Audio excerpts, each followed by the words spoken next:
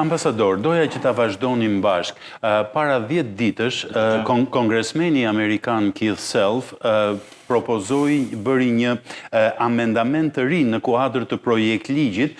të homologut të tij Brian Mast, që kërkonte që antarësimi i Kosovës në NATO të ishte prioritet politik i Shteteve të Bashkuara të Amerikës. Dhe kongresmeni Self e ka quajtur mision të tij angazhimin hyrjen e Kosovës në NATO. Është kjo në optikën tuaj insistimi individual i një apo disa kongresmenve, apo duke patur parasysh edhe ecurit e muajve të fundit, është edhe një qasje për të inkurajuar Kosovën të plotësojë detyrat e shtëpisë për të integruar në kohën e duhur në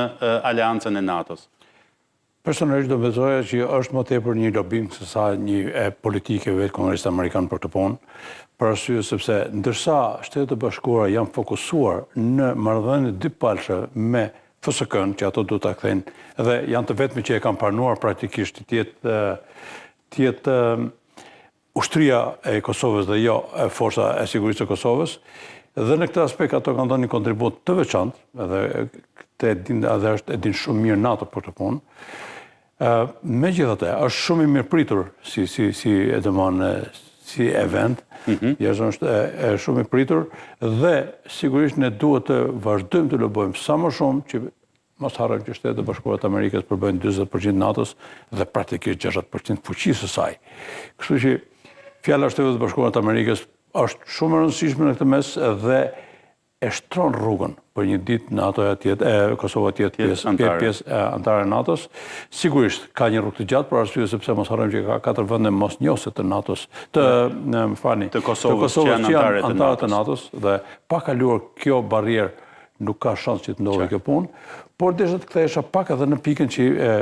profesorët me të drejta, sigurisht që banorët e shqiptarë në Preshevë, Medvegje dhe Bujanovac e shikojnë me shqetësim të punë. Unë kam pasur privilegjin të jem të diskutoj atje lidhur me pranin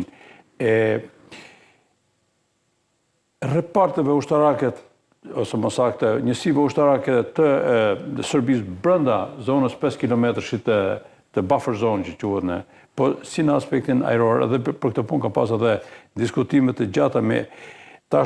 ish komandantin e KFOR-it në atë kohë, me gjeneralin hungares, që pse Leoni, dhe ai tha që shikoni,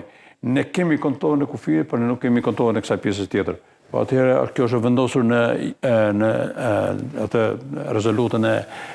Kombeve të Bashkuara, nuk është sepse është në dorën e Serbisë, por tha ne kemi marrë garanci nga Serbia që nuk do të ketë ndonjë,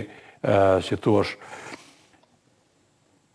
avancim në këtë aspekt. Por mos harrojmë që Serbia si një vend i cili gjithjetën ka qenë i karikuar në këtë aspekt, unë jam i sigurt që edhe ato e shikojnë me idenë që shiko se e kanë liruar i qik, atë që tush e kanë liruar dorën pak NATO ose presioni dhe ne mund të përfitojmë nga kjo punë. Unë e shikoj më tepër në inkurajimin e elementeve të brendshëm në Kosovë nga ana e Serbisë, se sa vetë e Serbisë nga ana ushtarake. Nuk shikoj një